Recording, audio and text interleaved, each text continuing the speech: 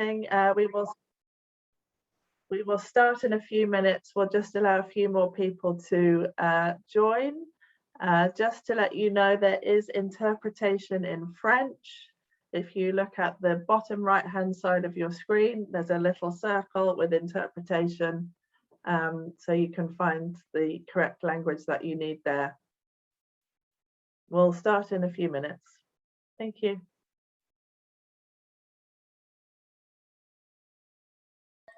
Donc, bonjour tout le monde. Merci de nous avoir rejoints. Comme Jane l'a précisé, on a un onglet d'interprétation disponible en français. Pour l'accéder, il suffit de cliquer sur l'onglet interprétation au bas de votre écran et choisir votre langue préférée, donc le français. Merci beaucoup de nous avoir rejoints et on attend juste quelques minutes pour que toutes les participants soient présentes. Merci.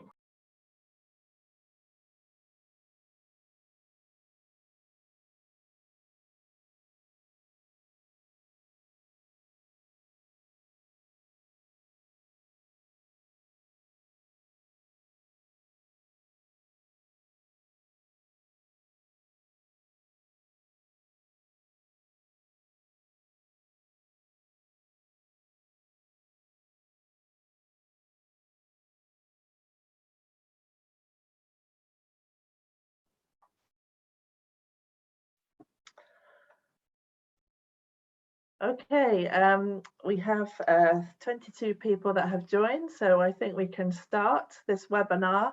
Welcome to you all. My name is Jane Keelock. I work for TASK, which is a technical assistance facility funded by FCDO, which is part of a wider technical facility called TAN that Nutrition International is part of. And MQ Sun Plus was part of it, which you'll hear about as we go along.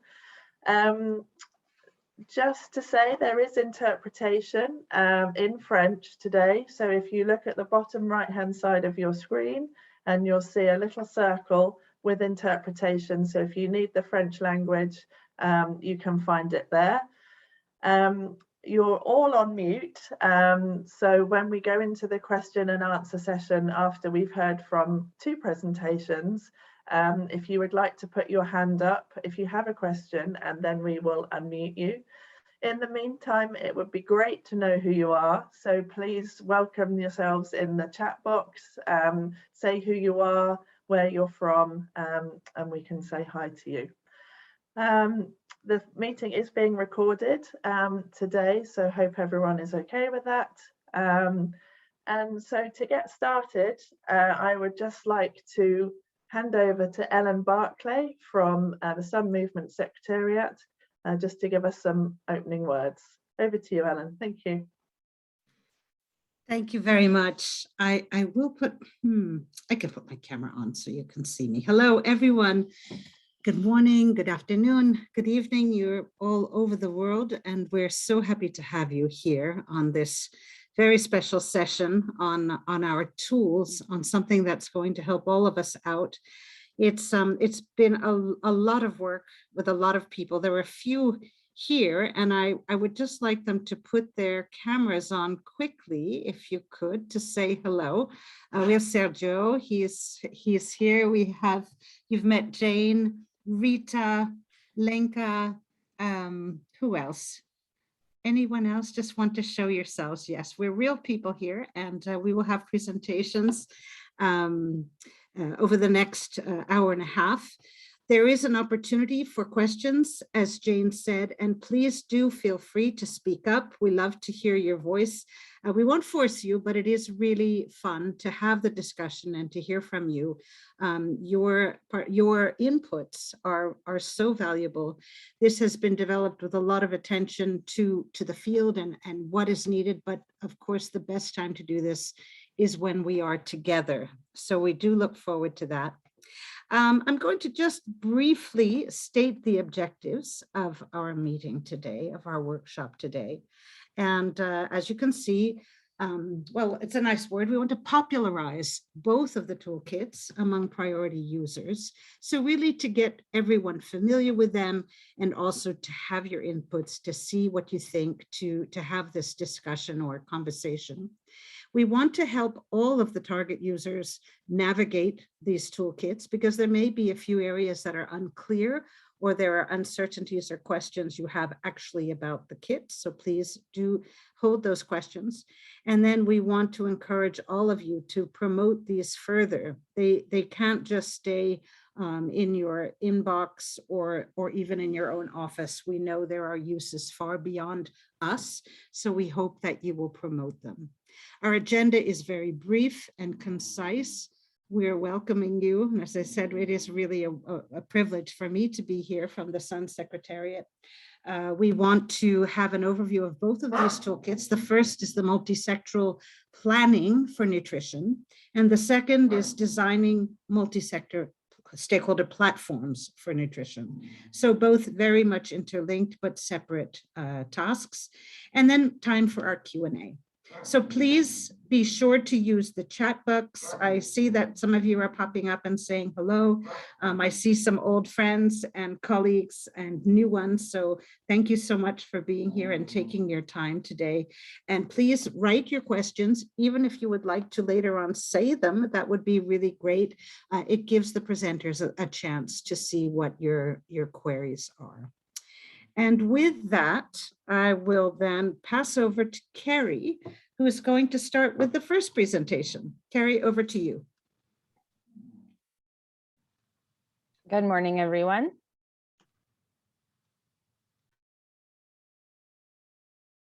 I'm just going to get started with sharing my screen.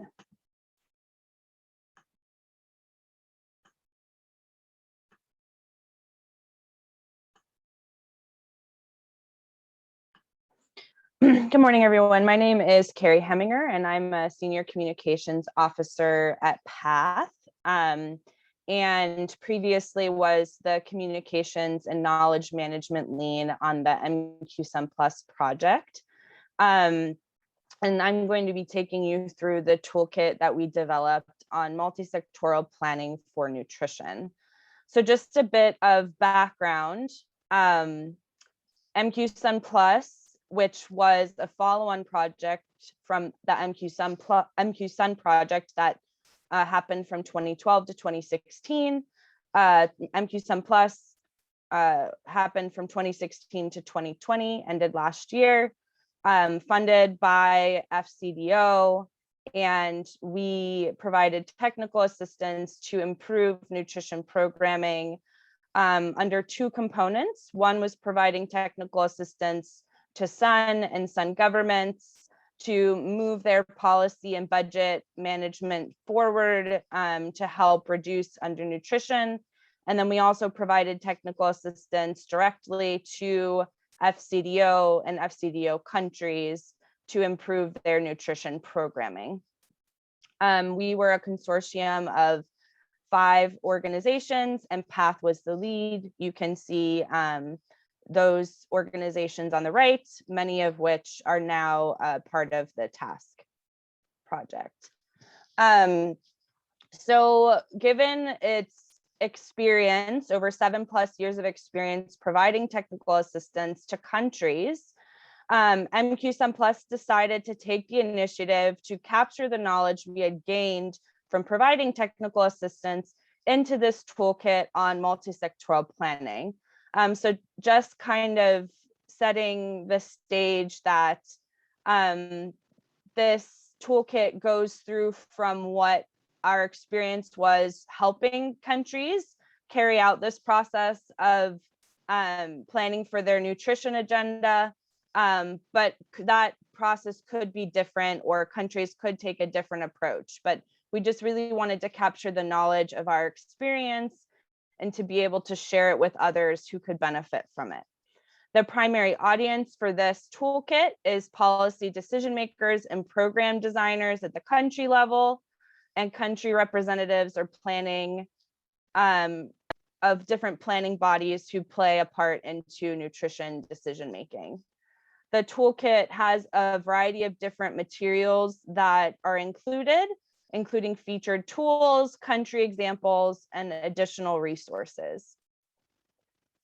The outline of the toolkit is that it's a set of 7 modules plus some annexes, and then we also did a supplement looking at it through the lens of COVID-19. There's an introduction module and then 6 modules that go through different stages countries may be at throughout the process of planning for their multisectoral nutrition approach.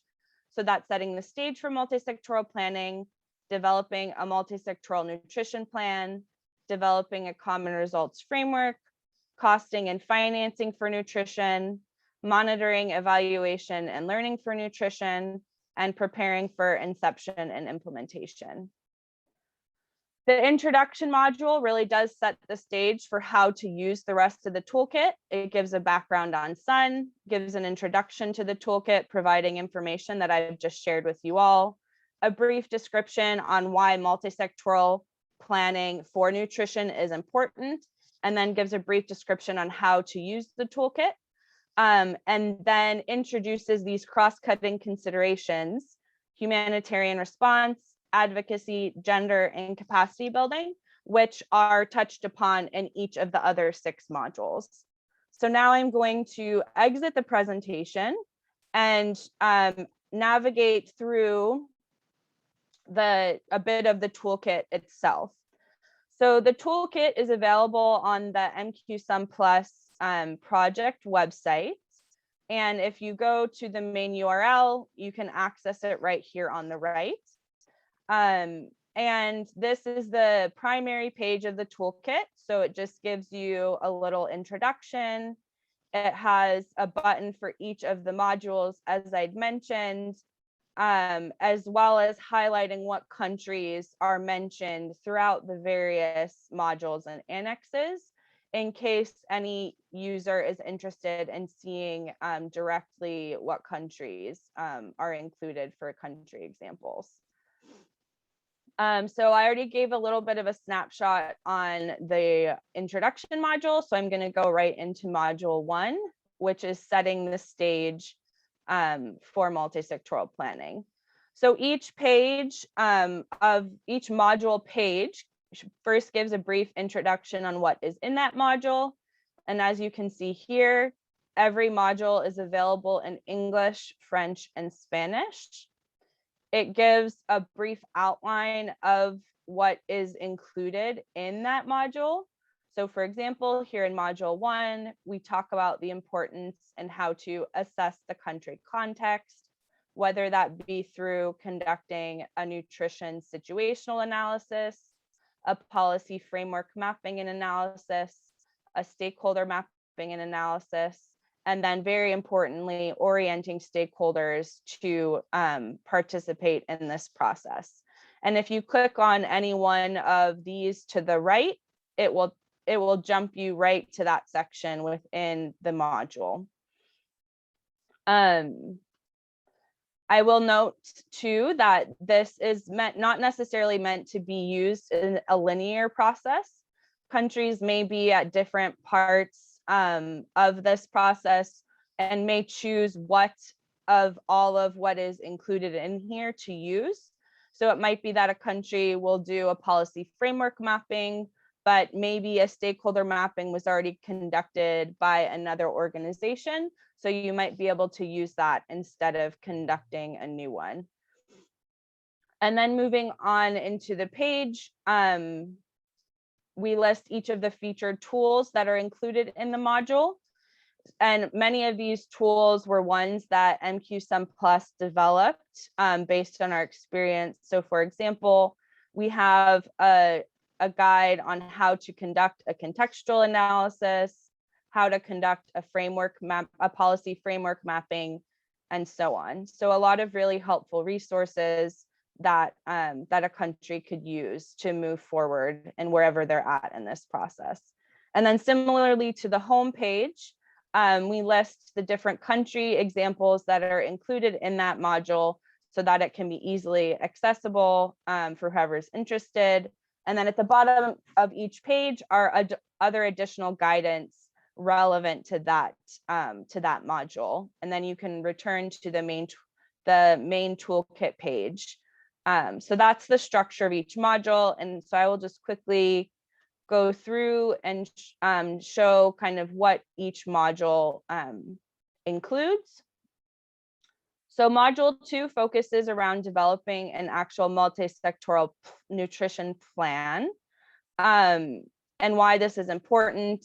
It's all about setting goals for nutrition, starting to think about what are the key objectives in order to achieve that goal, and then starting to think about how to do that through the selection of activities, as well as thinking about the governance structures that are going to be required, just kind of laying out everything you would want in a plan.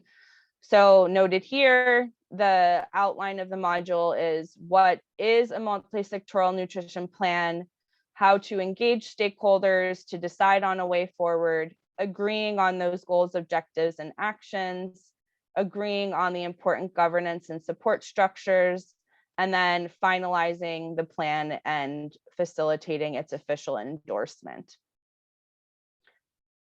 The next step in the toolkit is developing a common results framework. And the way we look at a common results framework, it can be seen somewhat differently by others. And some people even consider their multi-sectoral nutrition plan as their common results framework. But the way we've defined the common results framework is more similar to like a logical framework.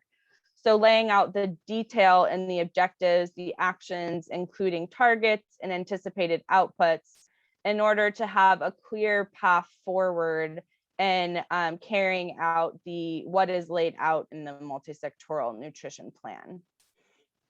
So similarly to module 2, this talks about what a common results framework is, how to engage stakeholders in moving it forward, gathering inputs through stakeholder consultations, conceptualizing those targets, indicators, and other components of the CRF, and then building sectoral consensus on moving that forward.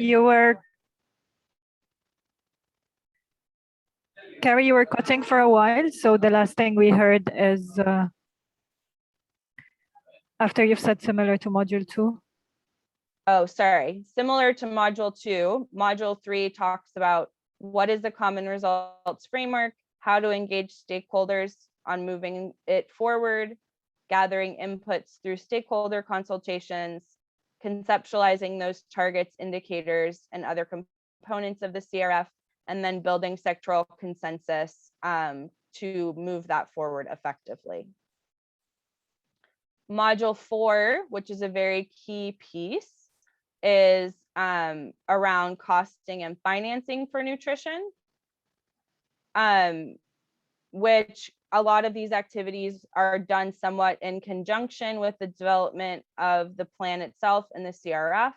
So one is assessing readiness for costing. This means ensuring that there's enough detail and the actions and activities to be able to estimate their costing, which is the next step.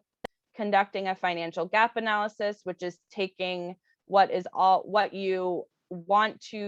the estimates of what you want to achieve, what is already allocated through national budget, and then determining what gap needs to be filled to achieve everything set out in the plan. And then similarly, performing a nutrition budget analysis, which obviously SUN has a lot of great resources on, to see what countries are already doing when it comes to nutrition spending, and then tracking those investments as time goes on, and then how to ensure you are advocating and communicating to make sure that nutrition stays within national budget priorities. And then next, another key piece moving into the process is monitoring, evaluating, and learning for nutrition. So this touches upon developing a monitoring, evaluation, and learning framework, how to structure an MEL system for nutrition, developing an indicator matrix for nutrition, enhancing information management for nutrition, and strengthening learning and accountability for nutrition. And then lastly, module 6 is about starting for implementation. So once you've developed your plan and your CRF, you've have a good clear picture of what you need for your budget, and you have the systems in place to have effective MEL, then really what is needed to move the plan into implementation. Sorry, Carrie, I'm just going to interrupt you again, just to make sure that the interpretation is going well. So, is it working now? Can you confirm, Mustafa, vous pouvez nous entendre en français?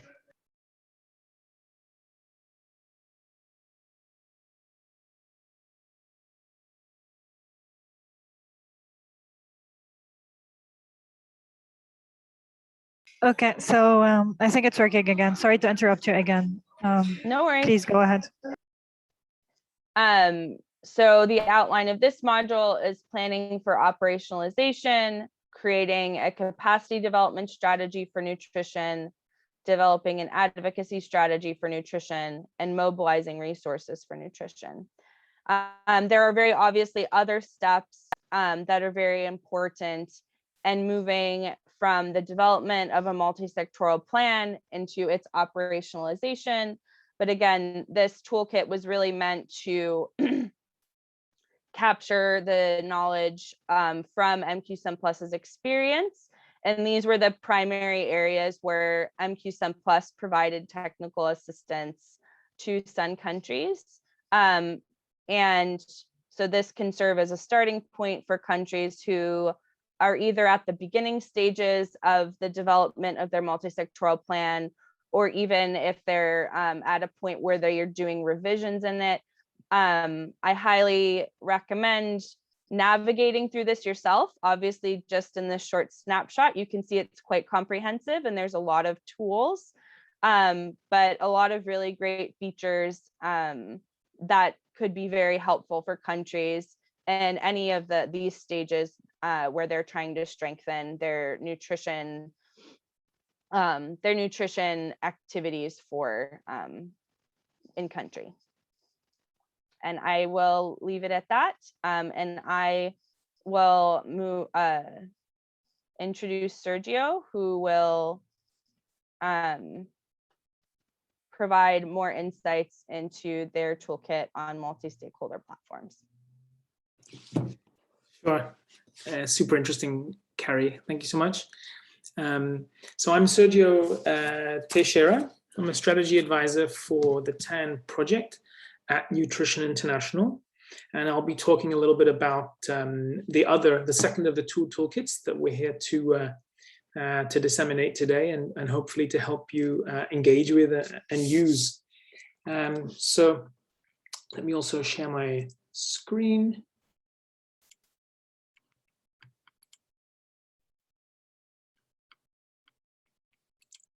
So before I go into dive straight into the toolkit, I thought I should also give a little bit of background just on the TAN project quickly, because that's how this toolkit was supported and developed. So in 2017, Nutrition International received some funding from the UK government for its technical assistance for nutrition program, and that aimed to achieve increased coverage of multi-sector interventions to address the multiple causes of malnutrition through the delivery of coordinated technical assistance. So between 2017 and 2021, TAN has provided 68 distinct short, medium, or long-term TA engagements across 17 SUN countries, and also provided technical assistance to the SUN Movement Secretariat and to regional coordination bodies. And that TA fell under these broad categories, supporting the nutritional enabling environment, supporting nutrition costing, budgeting, and financial tracking processes and tools, operationalizing and delivering multi-sectoral nutrition plans, gathering data and evidence, and strengthening capacity of SUN focal points, as well as organizational development. So this particular toolkit that we're going to talk about today was developed through one of these pieces of TAs. You can see support was provided to the SUN Movement Secretariat. So that's kind of where this the idea for this toolkit was born. So this toolkit is focused on designing multi-stakeholder platforms for nutrition. And just to make a key distinction here between this toolkit and the toolkit that you just heard about. So this toolkit is focused on platforms. So it focuses much more on the structures, like the governing bodies and the coordination bodies and the people that are involved in scaling up nutrition. So the toolkit that you just heard about from Carrie is really strong on a lot of the processes around planning and around policy development and then supporting implementation, whilst this toolkit is more geared towards designing multi-stakeholder platforms for nutrition. So key word there is platform versus planning. And you can see there where it's hosted. So it's hosted on the Sun Movement website. And to find it, there is now a landing page that takes you to both toolkits, and you've received in your invitation a link so that you can get straight to that landing page on the Sun webpage, which then takes you either to this toolkit or to the toolkit on planning that you just heard about from Carrie. And this was developed in a collaboration between the Sun Movement Secretariat, Nutrition International, and the Institute for Development Studies, and it was funded by UK Aid as well. So why was this toolkit developed? Well, I think if we step back a few years, first of all, obviously the Sun Movement, and even before the Sun Movement, a lot of expectation was placed on countries to establish coordination mechanisms for nutrition, often called multi-stakeholder platforms, and to nominate people like Sun focal points. And this created a lot of, I would say, pressure on countries and created a lot of expectation. And so the Sun Movement Secretariat, at the time I was working at the Secretariat, received a lot of responses, a lot of questions for help on managing intersectoral coordination and on setting up multi-stakeholder platforms, on nominating focal points. Typical questions that we get would be things like, how should I name the MSP that we're creating? Who should be on the multi-stakeholder platform? Should it be legally established or should it be informal? And we would get these questions regularly from Sun focal points and from other actors at country level. And what we realized is that there is no right answer. And that's where the challenge arrived, I think, is that there is no right answer to these questions. The answer, of course, is that it depends. It depends on the context. So in one country, it might be better to have a big multi-stakeholder platform with every sector and every actor you can think of on that platform. Whilst in other countries, it might be better to have a small, highly committed core team instead. Also, in some countries, it might be better to set up a formal MSP, whilst in other countries, it might be better to set up an informal MSP.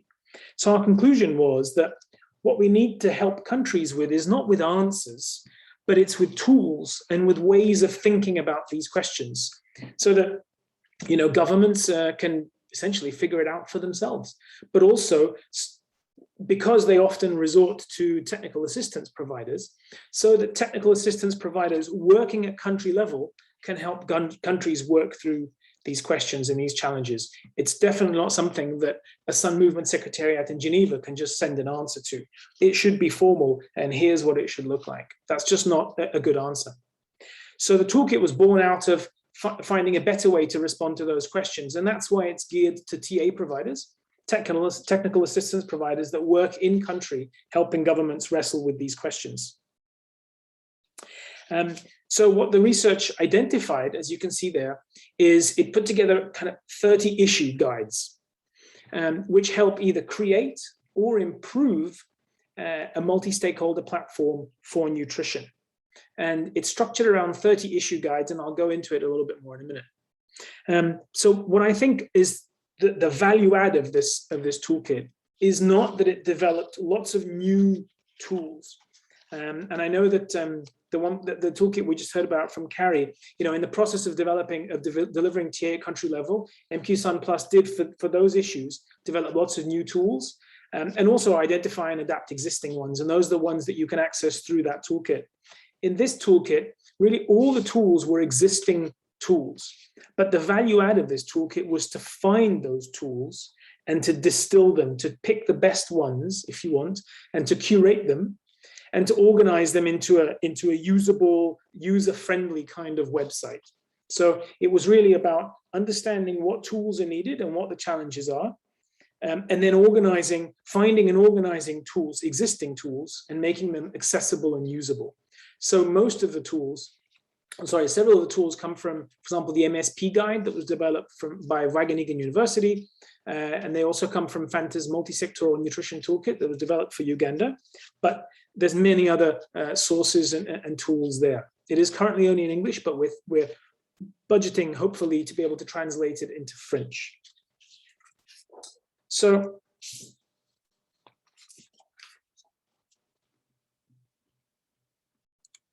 hopefully I can move slides.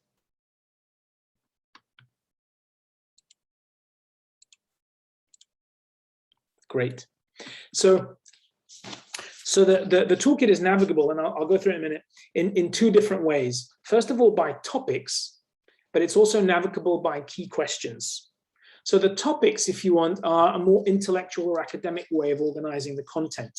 And there are 5 topics, from introducing MSPs, and understanding the context all the way through reviewing and improving. And then the same content is organized around key questions. And those are the questions that we would get at the Secretariat. How do I set up an MSP? How do I define the objectives of an MSP, etc.?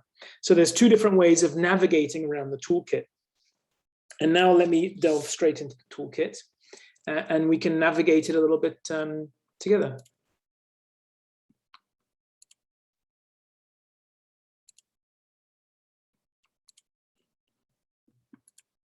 So here is the toolkit. So the way to go around the toolkit is, first of all, by topic.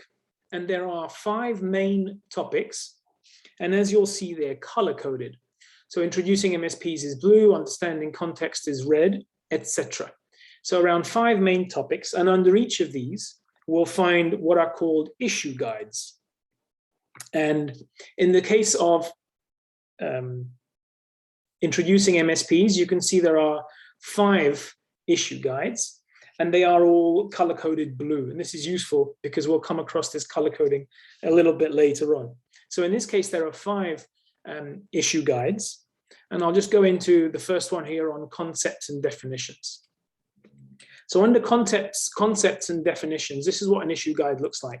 It first gives a very broad overview, actually, of what is an MSP and why you might want to have an MSP and who is involved. So it's a very high level look at what an MSP is about and what an MSP is. And then at the end, it provides you some additional reading that you can look into to go deeper on the question. So for every issue guide, there's this light touch section at the top and then additional resources at the bottom.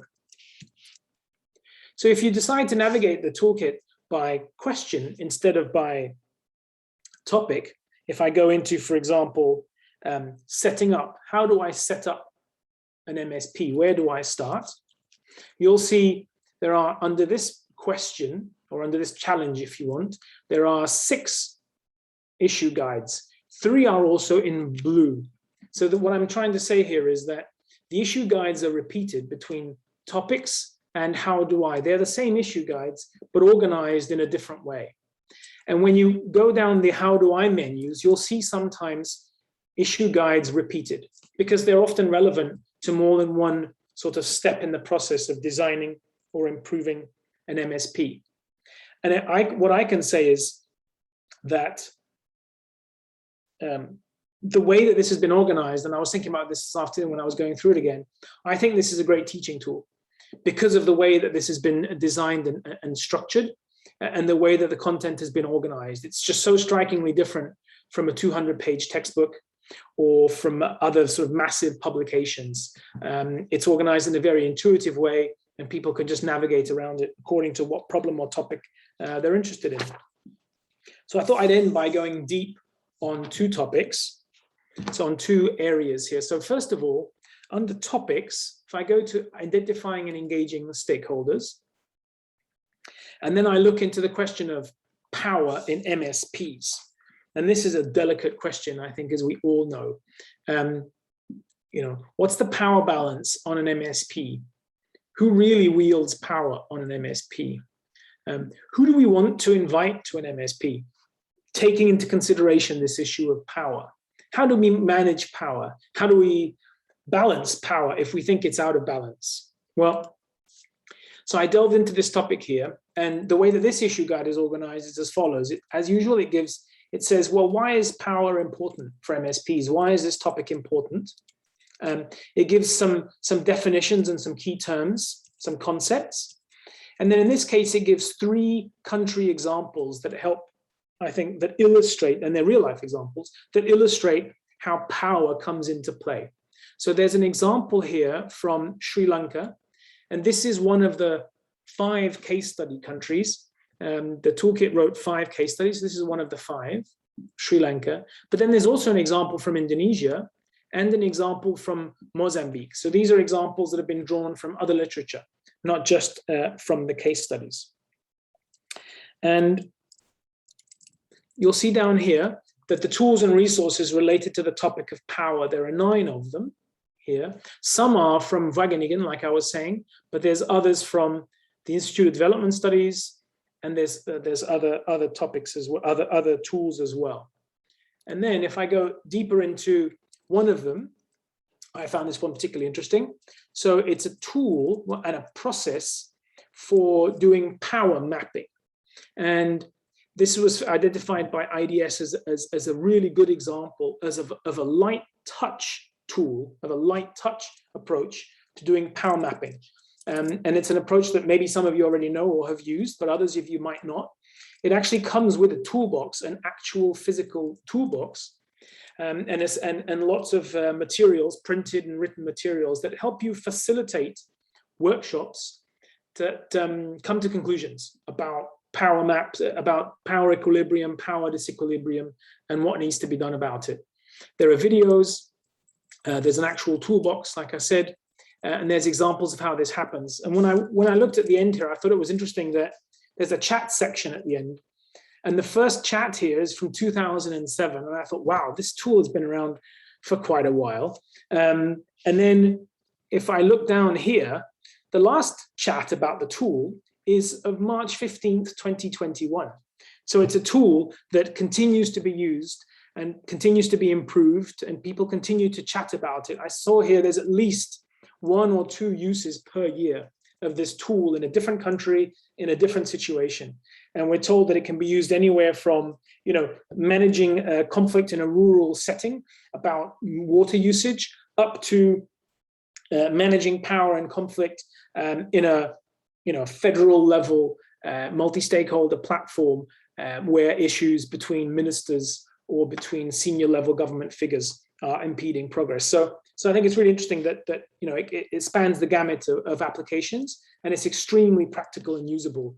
And it's the reason why we think that this toolkit is primarily geared to technical assistance providers that get requests like this from countries and then need to figure out a way to navigate it and help the country find an answer. So then I was going to go down a second example, and I'll stop. If we go down the how do I branch here, and we look at how do I organize my MSP, I thought it was interesting to delve into the topic of deciding on structure. And so when you decide on structure, again, you have sort of a conceptual introduction to deciding on structure. And this is one of the topics, right? Other topics are establishing steering bodies, outlining processes, deciding whether it should be formal or informal, getting resources for the MSP to function, etc. And of course, looking into gender inequality. But on the topic of deciding on structure, there's a series of concepts and definitions which I think are useful. And again, as you'll see, it's short, it's not long. There is a country example here from Kyrgyzstan, which is one of our case study countries. And then a series of tools. And the tool that I delved into was the Rockefeller Foundation's tool. And I think it's good, it's conceptually. I think what it does is it tells you, look, when you're deciding on the structure of an MSP, there's about 8 dimensions, at least 8 dimensions that you need to look at. and define and think about carefully and explicitly. You know, geography, is your MSP global, or does it cover one village or one town? Is it more action oriented, or is it learning oriented? So what is its orientation? Does it have a very clear short-term objective, or does it actually have a long-term objective which requires systemic change, etc.? So leadership, size, geography. And I thought, wow, how useful that someone provides me with kind of the 8 sections of a document that would outline the structure of an MSP. And it tells me that at least these 8 chapters or headings have to be in there. And we have to have thought of at least these 8. And then, of course, I'm sure there'd be others as well. So here's kind of how this toolkit works and how it's organized and its logic, and then how far it goes in providing tools. And I'll just end by saying that in all the materials I've navigated through on this toolkit, by and large, it doesn't provide the answer to a specific question. What it provides is the parameters and the ways of thinking that would help actors at country level resolve the question. So I'll stop there and hand over back to Jane. Thanks, everyone. Great. Thanks to Carrie and thanks to Sergio for that very practical walk through the two toolkits. Please do ask your questions. So now is the opportunity for a Q&A session. So please do ask your questions. Either raise your hand or put your question in the Q&A box, and we will unmute you and we can answer that question. We have 2 questions already written, which I'm going to kick off with. So the first one is from Christine, that says, is there any connection of this work on multi-stakeholder platforms? Is there any link to the Nippon platforms? And the second one is around legally binding. So if the platforms are not legally binding, how does that work in terms of accountability, and so on? So I see someone has their hand up. Before I go to you, I'm just going to go back to Sergio to answer those 2 questions, please. 2 really straightforward, simple questions. So what I would say is, and I think it's like we said, like I ended by saying, to your second question, yet there is quite a bit of material in the MSP toolkit, MSP platform, so the platform toolkit, on the decision between formal and informal MSPs, and the pros and cons of a formal versus an informal MSP, and why you might set up one versus the other. And this depends on country context. So all I can kind of answer is, I don't know in your particular country context, but I think there are tools and resources and case studies in here that could help you think about that question for your particular context. Regarding your first question about MSPs, these MSPs and Nippon platforms, I'm probably not best placed to answer that, but I think Mohamed Agbendesh is on the call. And I know Mohamed has worked quite a bit with Nippon in Niger, I believe. So at some point, maybe Jane, we could ask Mohamed to speak a little bit about, what kind of multi-stakeholder platforms we're talking about here, and whether they're the same or different than Nippon platforms. Okay, Mohamed, I'm going to put you on the spot. Would you be happy to just give a brief explanation? If not, that's fine. Yeah. No, thank you very much. Thanks, Sergio, for this innovative way to develop toolkits and training materials. Regarding the link that we could do between these toolkits and Nippons, I think that this material could be used. Some of,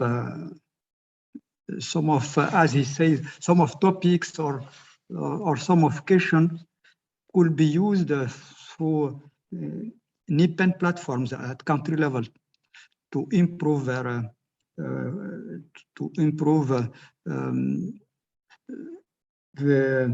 what I can say, to improve their accountability, for example, or to improve the communication around powers, particularly for decision making. I see this material very interesting for NIPEND platforms, and we can also translate some of these questions or topics into country level material for training or for action. NIPENs in general, their principal action is based on analyzing secondary data at country level and transform them into decisions, political decision, or formulating programs, or formulating projects or policies. And this data analysis, existing data analysis, is driven by questions in general formulated by the decision makers. So I see some connection between this very innovative way of producing toolkits and the NIPENs. Thank you.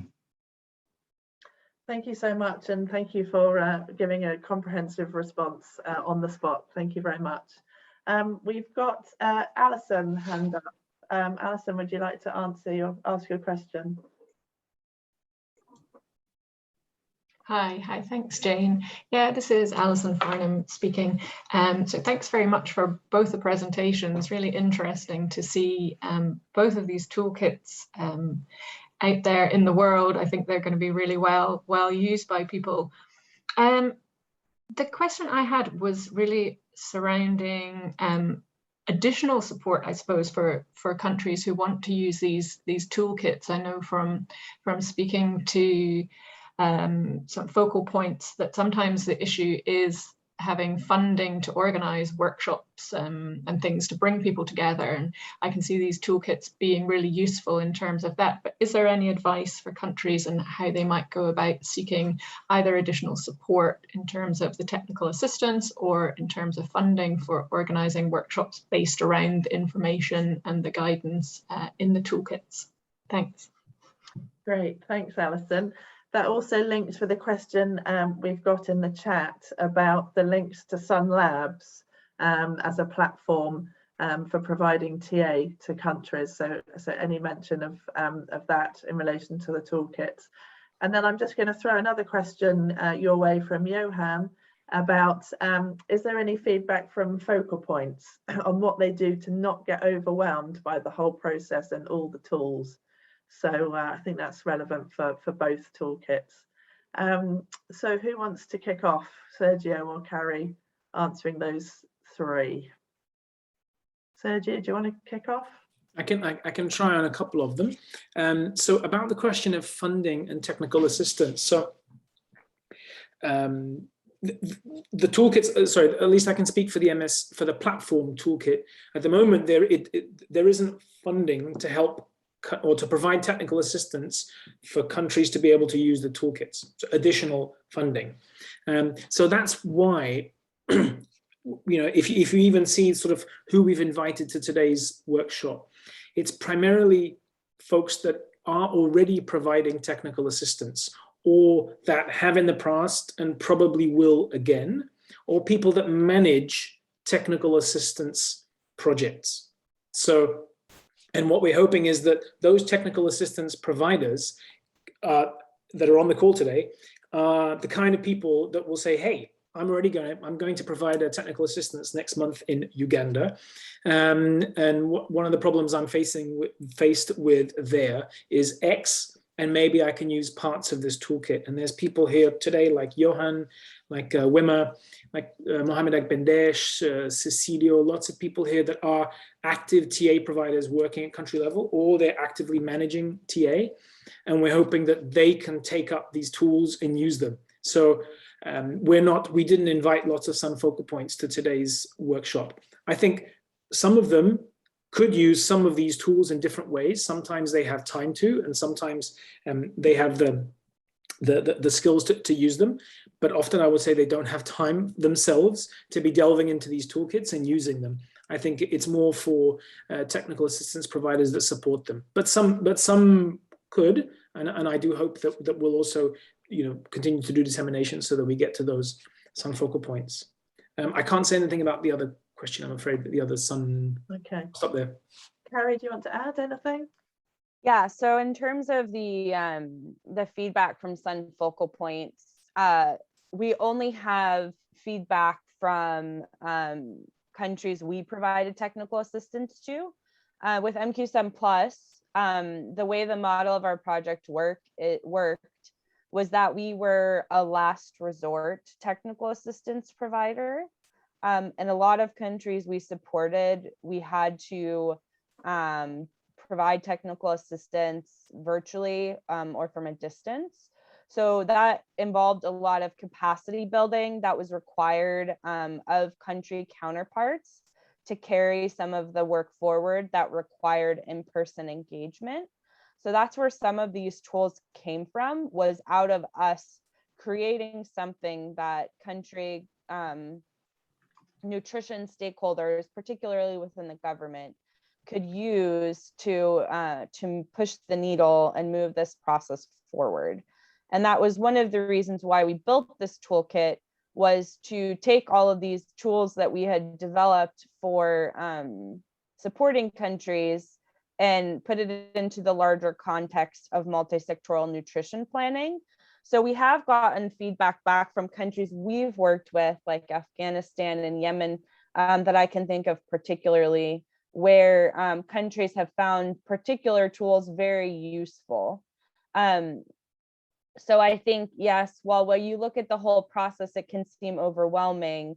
That's why we developed the toolkit, so that there's this higher level description of the different steps in the process, and countries can determine what tools are most applicable to them for using to push the work forward. But similarly to Sergio, this is also a really great resource for technical assistance providers and other organizations who take part in the process of multi-sectoral nutrition planning. And so we've gotten feedback from them on certain pieces of this being particularly useful, even after the launch of the toolkit itself. And then there was a second question on, let me quickly navigate this, from Cecilio on if theory of change and bottleneck analysis are part of the toolkit. I believe theory of change is mentioned a bit both in the common results framework, since that's somewhat of has a bit of an M&E structure to it, similar to a logical framework, and is also touched a little bit on as well in the monitoring, evaluation, and learning module.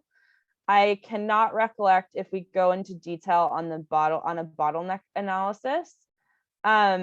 And then in regards to commitment from agencies, particularly around the CRF, and making sure that different ministries and sectors commit to what's included in the CRF and plan, I think that's a big part of the process that we tried to advocate for within the toolkit, is a lot of sectoral involvement from the get-go, so that everybody has a say in what is being put into the plan and CRF, to capture what sectors are already doing, but also have that consensus for anything new that's being put into the plan.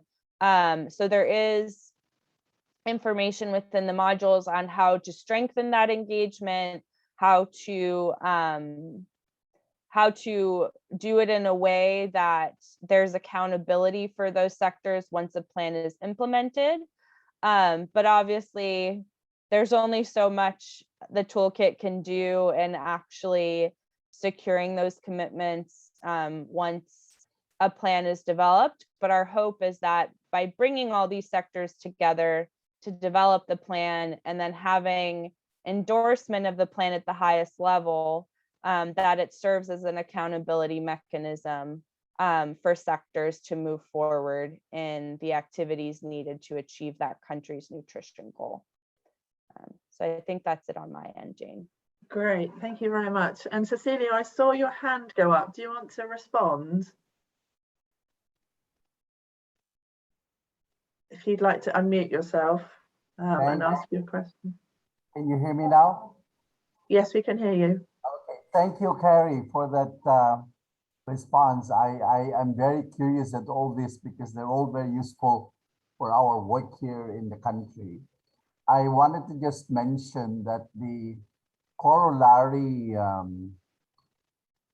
I would say, instrument that will secure the commitments of ministries and sectors and even local government units to what is called the CRF budgets, if you wish, is actually having a nutrition budget tagging and tracking system that is officially of the government, where programs and budgets are actually defined by government itself into the different programs around the overall nutrition program of the country.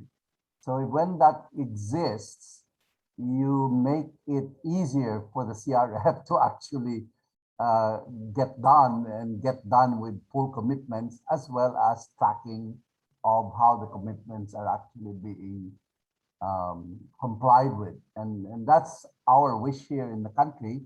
We've developed a proposal for that, but it hasn't taken, it hasn't progressed yet. So we're going to be working on that through time. Over to you. Thank you. Yeah, and just following up from that, the budget, the costing and financing module 4, also includes that aspect of it, kind of looking at what you lay out to achieve, what it's going to cost, and then tracking how money's being spent to it. And obviously, a lot of this work is something that has been done under the TAN program through other partners, and is a big focus for SMS as well. So I know a lot of what's pushed is trying to get a nutrition budget line item and having a tracking system that allows nutrition related activities, both nutrition specific and nutrition sensitive, to be tracked to actually see how that money is flowing and seeing that those activities and outputs are actually coming to fruition. So there is also more information within module 4 related to the budget side of how to track and monitor that nutrition related activities are happening. Thank you, Carrie. Thank you, Jane. Thank you very much. Does anyone else have any other questions? Anyone else like to put their hand up? And equally, it would be good to hear from you if you've looked at the toolkit or have any comments on the toolkit, or have used it. Would be good to know as well. Hold on, hand's gone up. Dr. Sultana, you have your hand up. Feel free to speak.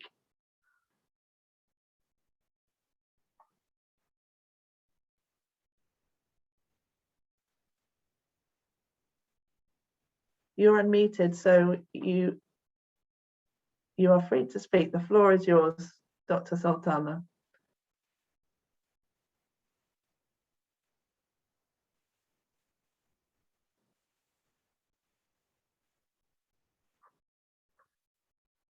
Okay, maybe we've got some technical problems, or maybe that was a misplaced hand, but do let us know if you would like to speak. But if anyone else has any ways they've used the toolkit or any other questions, it would be good to hear. Johan, the floor's yours. Thank you, Jane. I would just like to give a little bit of some of my experience. So I've used some of these tools in different ways for teaching, but also for facilitating workshops and so on. And maybe that's the reason for my question about getting overwhelmed. a lot of the success of these toolkits is actually people's ability to use it themselves. And I think that's something that one should really focus on. I think hosting workshops and things it's really nice and fine and important, but ultimately people need to be able to use these things themselves, and that's an orientation that we almost need to foster and encourage. Yeah, that's also the reason why we thought of using many of these tools as part of our master's training program. A lot of the activities actually fall at the level of master's students. So it would be really very useful for that. It would be really nice to hear if somebody else has had experience of using these toolkits and yeah, the things that they did to help people not get overwhelmed and just sort of stop using these things in practice. That's the one thing. And then the other point that I just quickly wanted to make, and that is more of a plea to the French speakers on the line. I have to admit, I do not speak 3 words of French, but I've been involved with Francophone Africa for quite, let's say, for the last at least 18 months, very intensively. And it is the most underserved,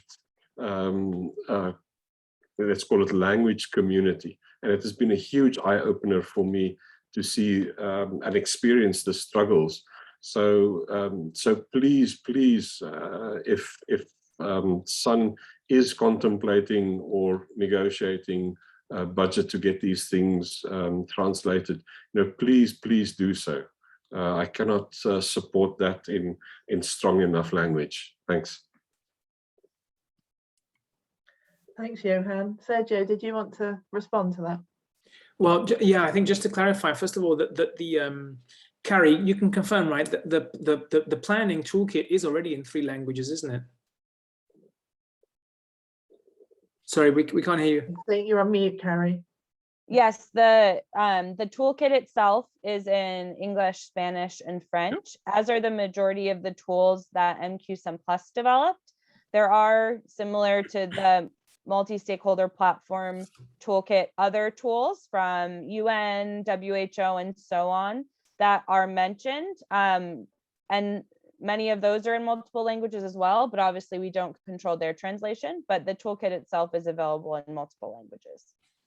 And for the platform toolkit, we're currently, I think we do have the budget to translate it into French, but we just need to make sure that we have enough. So we're studying that possibility at the moment. That's at Nutrition International to get the translation done of the toolkit into French, and SUN is looking into the possibility of hosting the French version, but we are working on that. But the same applies to the underlying tools. So we can translate the content that the project produced, which is everything you see on the web pages, but then the specific tools and resources that we point to, those we can't translate because we don't own those, and they're vast. So, but we can translate the toolkit itself, what's online, and we're working on that. So Dr. Tiana from Madagascar has downloaded the tools in French during this webinar, so that's great news. And I'm going to try and see if we've sorted out Dr. Sultana's tech. You are unmuted. If you would like to speak, please go ahead. Can you hear us and can you speak?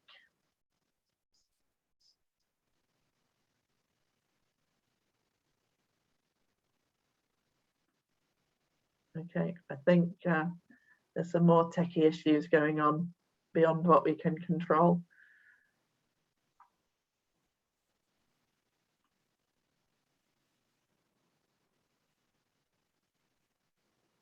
So we've got a question from Andy, who says if someone wants a warm body to talk to ask further questions, where would someone go? So Carrie, can you answer that? Yes, I just put it in the chat that you could email mqsunplus@path.org if you have questions specifically related to the multi-sectoral planning toolkit. and we can either answer those ourselves or point you to a person who can provide you additional guidance. And Sergio, who's your warm body? I think for now that would be me. So I'm Right. putting my email in the, I'll just put my email in the chat box, so feel free to write to me. But then depending on the topic, I think the Institute for Development Studies would probably be interested in hearing from people as well and answering questions. And then also depending on, if there are questions related to a specific tool, then we may point you to Wageningen or to IDS or to Rockefeller, depending on whose tool you're asking about. But a question about the overall toolkit, you can write to me. Great, thank you. And Mohammed, you've got your hand up. I see you've put your message in the chat, but it'd be great to hear from you as well if you'd like to ask your question. If you just unmute yourself. Lovely. Thank you very much. Now, just I wanted to know from Kerry how the toolkit will be disseminated at country level. I know that several countries in Africa are now preparing their multi-sectoral nutrition action plans, and this toolkit could be helpful. So at the moment, the MQ-SUN Plus project has ended. It has been ended for about a year. Obviously, in interactions we tried to disseminate it as much as possible. And I know that the SUN Secretariat and other partners try to disseminate it and share it more widely. But for the moment, those are kind of the key ways that we are currently disseminating it. But obviously, we are very happy. And one of the key reasons why we're having this webinar is to just raise awareness that these toolkits exist and hope that everybody can kind of be champions to share, the knowledge of their existence and what you've learned here to others so that they can also benefit from the resources that are in them. Great, thank you. Sergio, do you have anything to add to that from your side? No. Okay. No, in terms of dissemination at country level, no, we don't have any further plans other than, whenever possible, to try and organize another event like this. But it would be great also for the TA providers that are on the line.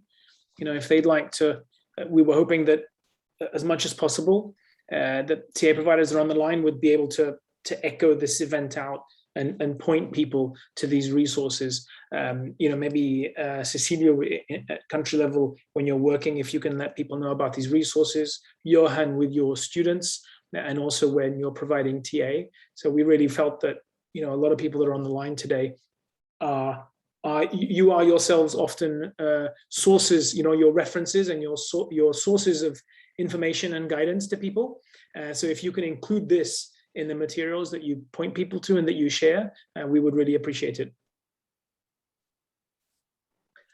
Great, thank you. And the links to the toolkits are in the chat. If you want to rummage around and find them, you can go directly to the toolkits as was explained, or there is a landing page also on the SUN website, as Sergio was saying, that will take you there as well. Okay, let me just look for another question.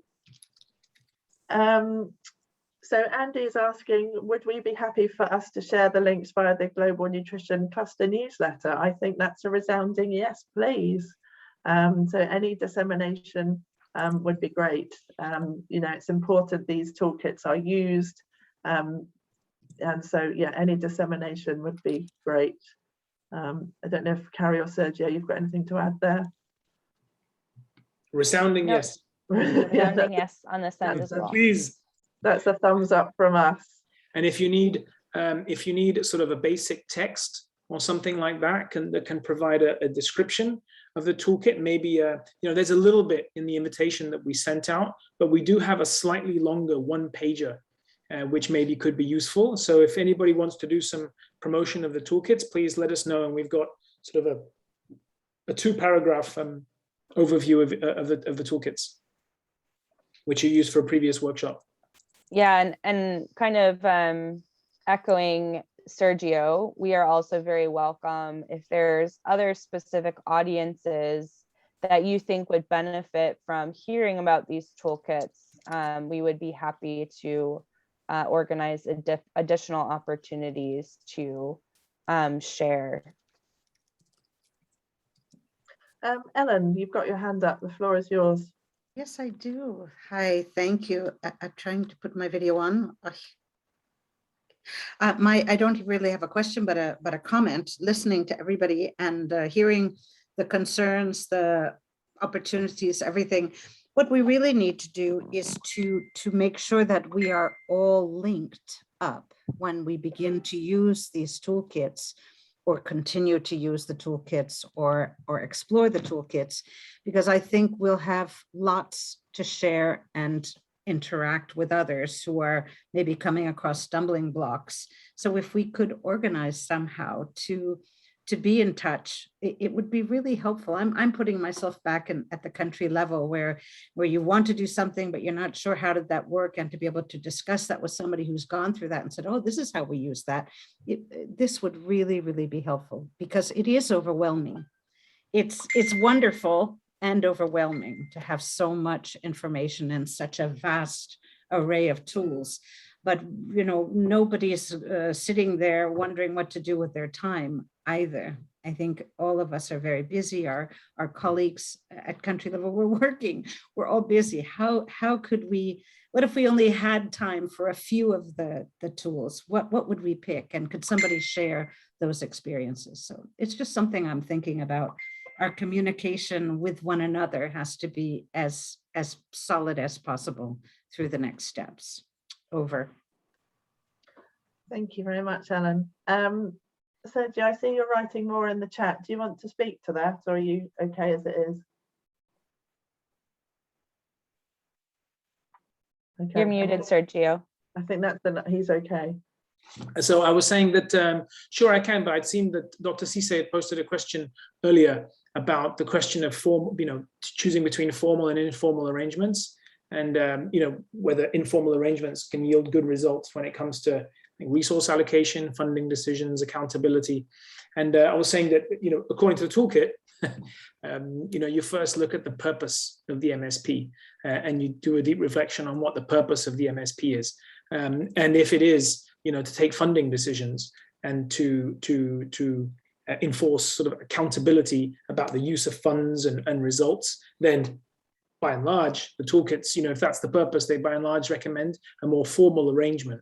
But then when you look into what makes those formal arrangements actually work, the toolkit also says that it's often, and the case studies, in this case, the Sri Lanka case study, says that it's actually often the informal relationships and the trust that you've built among the stakeholders that you've built up before you set up the formal arrangements, or at the same time as you set up the formal arrangements, that actually make them work.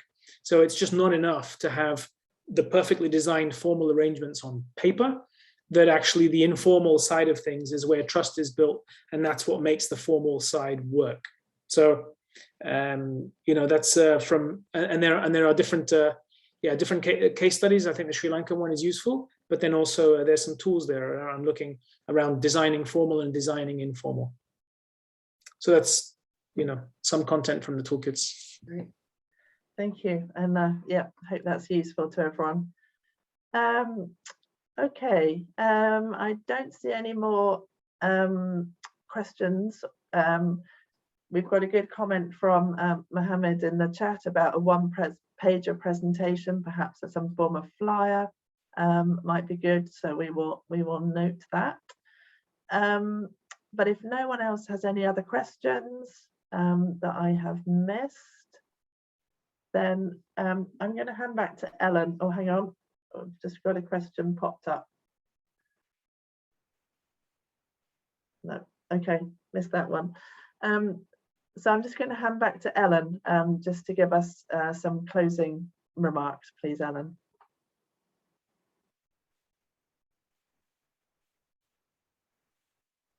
Always difficult to get my camera on and off.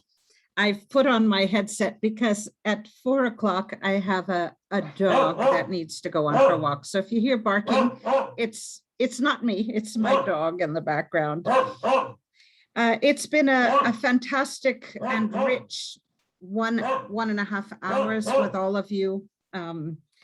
It's so wonderful to reach completion of these tools, but I think the point that I'm going to take with me from today's session is that having the tools, just like any good work person, it's just the beginning of the task ahead of us. We've had plenty of stops and starts. We've all done something. There's so much good work that has been done. And these tools are a conglomeration, an accumulation of that experience into very, very practical and useful methods, kits that we can all use. But the real hard work comes when we put them into action. Some of the questions we're asking, how formal should we be? How does this go? What do we do next? And I think by going through these tools with your teams and with people, you will come to that realization what's going to work best for you. My experience in the Sun movement, and as Sergio says, we've been working together a long time, and many of you here, we've been working together a long time, way before Sun. And our experience tells us that the best way to go about it is to present ideas and listen to people, because there are no two national units or plans or planning kits or multi-sectoral platforms that are identical. They are all unique. And I guarantee that in 10 years, it will still exist, but it will be completely different than what you started out with now. This is why we are a Sun movement, why we're moving with nutrition, because nutrition is changing and shifting as we are. But these tools, what they give us are really the building blocks for doing something, for bringing our important stakeholders together, to giving them something to listen to. Nippon was mentioned, Nippon, which is working in 12 or more countries on information systems. They have done so much on bringing people together from different sectors. These can also be useful for Nippon, as all of us can benefit from the Nippon experience. So let's take these on. Let's not feel overwhelmed. Let's be grateful to have the building blocks and tools that we can start with. And please remember, as you're using them, to feedback to our wonderful folks who have put these together for us, to give them feedback on what's useful, what you would like changed, what didn't work, what was a disaster, because nobody is going to come out of this with the perfect multi-sectoral plan or the perfect multi-sectoral platform. But we will all move forward together because of hard work and the motivation to do this. I hope that you will all be in touch with each other and communicate with one another, because that is what will really get us further along. We've got fantastic and updated information on COVID-19. We've got links to people and resources. Please use them and let us know how we can support you. Everyone who is here today is here to support your work. And we look forward to hearing from you. And we really hope that you will do as we say and share this widely. Don't keep it for yourselves. This is all meant for everyone to use and to use to their best ability. And with that, if there are no more comments, maybe Jane, I hand you the last word to say farewell. We will be able to close our session today. Thank you all. Thanks very much, Ellen. Thanks, Carrie. Thanks, Sergio. And particular thanks to the interpreters as well, who've done a fabulous job as ever. And Ellen, I think you've got a very hungry dog that needs feeding there. So thanks for all your questions. Hope we've managed to answer them all. Do get in touch with anyone if you've got any further questions. But in the meantime, enjoy the rest of your day. Thank you very much, everyone. Bye. Thanks, everyone. Bye. Thanks, everyone. And thanks to you, Jane. Bye. Thank you. Thank you, everyone. Bye.